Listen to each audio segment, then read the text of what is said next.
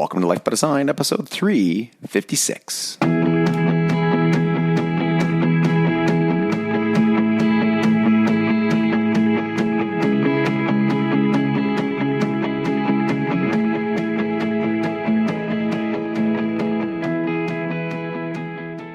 Welcome to Life by Design. I'm your host, Dr. Jamie Richards, and I'm joined today by my good friend, Dr. Kreischer Jug.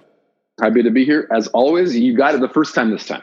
I did. We are creators of Life by Design with many locations worldwide. Each week on the show, we discuss the principles and the practice. And today's episode of Life by Design is about becoming no one.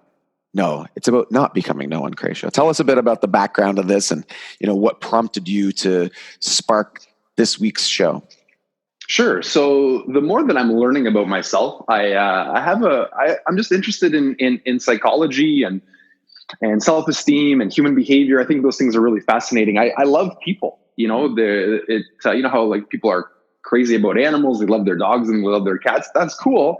I like watching people. I like seeing what people do and how they think and how those thoughts lead to different actions and results in reality. And one of the things that I don't know if it's just me based on the stuff that I've been reading and looking at, but there's been lots of, and I mean, this is age-old stuff, like ancient Greek philosophy. So these are not new ideas, but what's been popping up a lot lately is this idea of, conquering the ego. Ryan Holiday, there's value in this book. Is this big Stoic. He has a book written called, Ego is the Enemy. There's an ad that keeps popping up in my newsfeed about a movie coming out called Becoming No One. About how I've watched the ad, and about how, we've told ourselves these stories, that we've created these false, in quotations, identities about, who we are and what we are. And, we've had to accept these identities, and it's like, this kind of stuff. So it's just interested me. And I don't,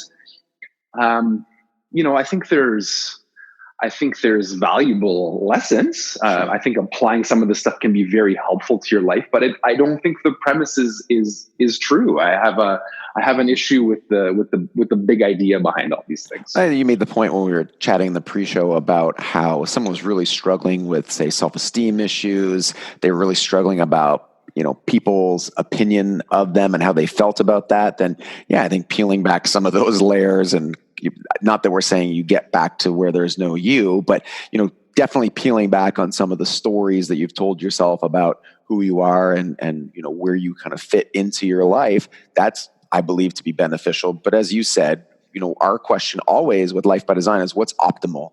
And of course, we go back to this idea that, I was laughing when you said at the beginning, you quoted what I remember to be a 1980s commercial, the mind is a terrible thing to waste, if you remember all those drug commercials.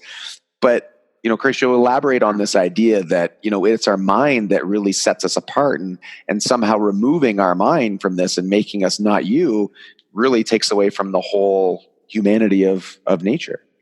Yeah. So, oh man, this is such an important concept to grasp. Like when we look at humans, we're not fast and we're terrible hunters, like physically, right? We're not strong. We're not fast. We don't have the prowess of a panther or a bear.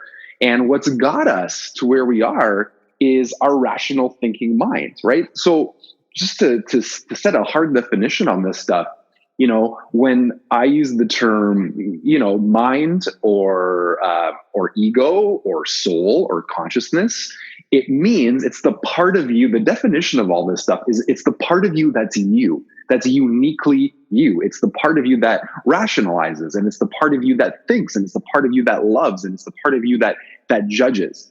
And this is interwoven into our nature as human beings, right? Like the reason we are where we are is because we have a mind and we've developed it, and we've been able to look into the world and, think, oh my God, I can create a computer, or I can create this device, right? And all human creativity is because of our mind.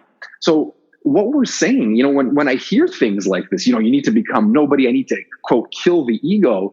It's just backwards thinking. So like, this would be like going into, I think I used this example when I was chatting with you. This would be like going into the wild and finding a bear who depends on his teeth and his claws to hunt, and saying, you know what, Mr. Bear, what would really make your life successful is if we pulled out your teeth and removed your claws, then you could be happy, right? So by becoming nobody or by killing the ego, that's exactly what we're doing. It's because of our ego and because of our mind that we are where we are. So to me, that means I need to learn how this tool works, and I need to learn how to optimize it to the best of its ability so I can get the most enjoyment and the most whatever I want out of my life. Well, yeah, that is, it's funny we talk about, it's almost like these are two polar opposites, Cratio. So let me ask you this. Let's say somebody went down this path and it may be more beneficial than what somebody's doing already, which is where I think people who've had some beneficial outcomes from it, maybe that's the case where life has just been so poor and there's so much challenge and difficulty going on that they make this change and they feel better. They think, oh, well, this must be great. And it's kind of, to use the same analogy we use oftentimes with nutrition, if you have a terrible diet and you're eating junk food and you're just so off track, and then you start eating only vegetables, that's definitely a step in the right direction. And you would probably be feeling better and you'd notice some benefits. But we would never suggest that vegetables only are optimal for the human body. We're not saying they're not good, but we're not saying they're optimal. In this sense, is this essentially what you're saying with this particular case? So I'm saying, first of all, that it's impossible, right? So even listen to the statement, I want to destroy my ego, right? Like, you've started by giving credit to your ego. You've mentioned I. Without your mind, I doesn't exist. Without your ego, you wouldn't even be able to say those terms or even understand what that means.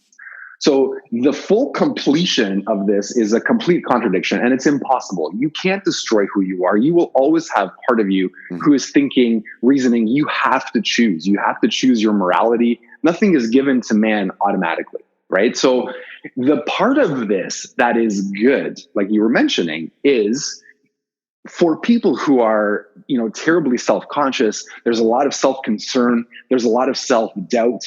There's a lot of anxiety. There's a lot of depression. It would help, to take some of that pressure off the negative stuff, because, doing less of a negative is a great thing, right? Like like doing less of a negative tends to be a positive, but it's not going to get you, in my opinion, anyways, to like the full expression of the maximum possible.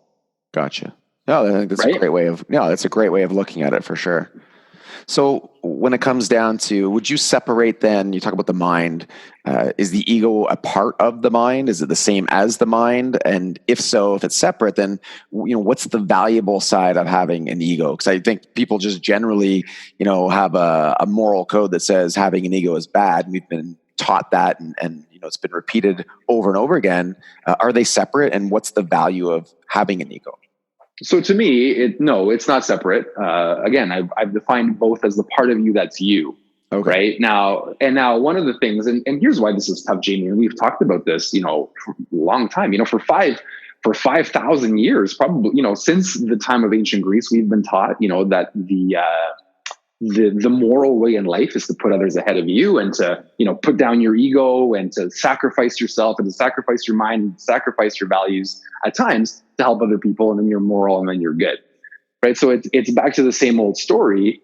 So to me, I mean, it's tough that term, having a good ego or having a healthy ego, means that you're selfish, a brute, you're out to harm other people to get what you want. Right. And again, the ego is not automatic. Like the fundamental choice in human nature is to think or to not think. Right. And as soon as you start thinking about things in the world, that's developing your ego. Now, nothing's going to guarantee you that you're going to make the right thoughts or the right decisions based on your thoughts. But to deny that part of existence is just harmful in general. Like, you need those things to survive. Otherwise, you're going to get what's happening. You're going to get a society where, the values have been placed. You need to get married. You need to have children. You need to have a job. We don't care what you think. These are the things that you have to do because we said so. You're ugly. You're fat. Those clothes look terrible. You need this pill. You need that pill. You need to do this. You need this exercise program. And when you have all those things, then you're going to be happy and successful, which is what we've been bred to believe. right? So if we're willing to deny ourselves the thinking process to dissect all that and to think it, then in my opinion, we're going to get kind of what's been showing up. Yeah, it's interesting. On one hand, there's this, okay, stop thinking, get back to the nothingness. And yet, in those cases, then, what you're suggesting is the value systems are simply going to be projected by other people who are thinking. Yeah, of course. But that's what's been happening, right? Like, it's always really nice. I've been reading a lot of posts, from a lot of women in fitness that I follow who are awesome people, and a lot of them lately too have been like, who taught me that because I was big, I wasn't supposed to be beautiful? Or who taught me because I was tall, like they're just questioning the beliefs. Now, right. Again, the issue on the other side of that is the idea of thinking and using logic as a tool, right? And using reality as your basis for your objective opinion. That's a completely different conversation altogether. Right now, what we're talking about, and again, is just thinking for yourself and using your ego or your mind or your consciousness or however you want to refer it, the part of you that's you, using that to look around yourself and to start making judgments based on your own values. Right. Now, that doesn't necessarily mean A, that you're right, or B, that it's going to lead to success. But what it is going to do is it's going to help you learn to depend on your mind and yourself, which is necessary for just based on the fact that we're people. Right. No, I think that I think does a good job of bringing it together into something that is, gives it context to how this applies. Essentially what you're saying is, we are disagreeing with this idea of, becoming nothing and really believe that we should become something. And in order to become something that, we need to use our mind in order to need to think. And how you think is a whole separate podcast that we've covered millions of times on this episode. And of course, endorsing, rational thinking and utilizing that in terms of our day to day. But, I always love the idea of, contrasting this idea of, say, not thinking or becoming nothing. But yet these conversations are all happening on devices and with technology, which somebody thought up. Yeah. Again, like the amount of contradictions involved in this, I don't think it's possible to have any more, contradictions in a single statement than with this, right. The fact that somebody has used their mind to come up with the idea of becoming nothing just goes to show you, like, right. Like you're laughing because I understand, like, it's cynically funny, but like, let's pretend like that's an idea, right? Like I'm using my mind to tell you that you shouldn't use your mind. Yeah, exactly. Right. Like I'm right. Like, and that's the trouble with this, because that's almost like a joke, like you have to be really, you have to, and it's so simple. And that's why, like, I'm not a psychologist. I don't take care of people. I don't listen to their problems, but like, this is the realm of philosophy. Philosophy is one of those special sciences where you don't need a philosophy degree to think. Yeah. No, it's great. Just some deep thoughts today, guys, on the podcast. Makes me think of the old Saturday Night Live skit, Deep Thoughts with Jack Handy. So good. Guys, go to the show notes at lifebydesign.com/podcast. Find today's show notes and anything we talked about today. And as always, thank you for joining the drive to 1 million families worldwide living life by design.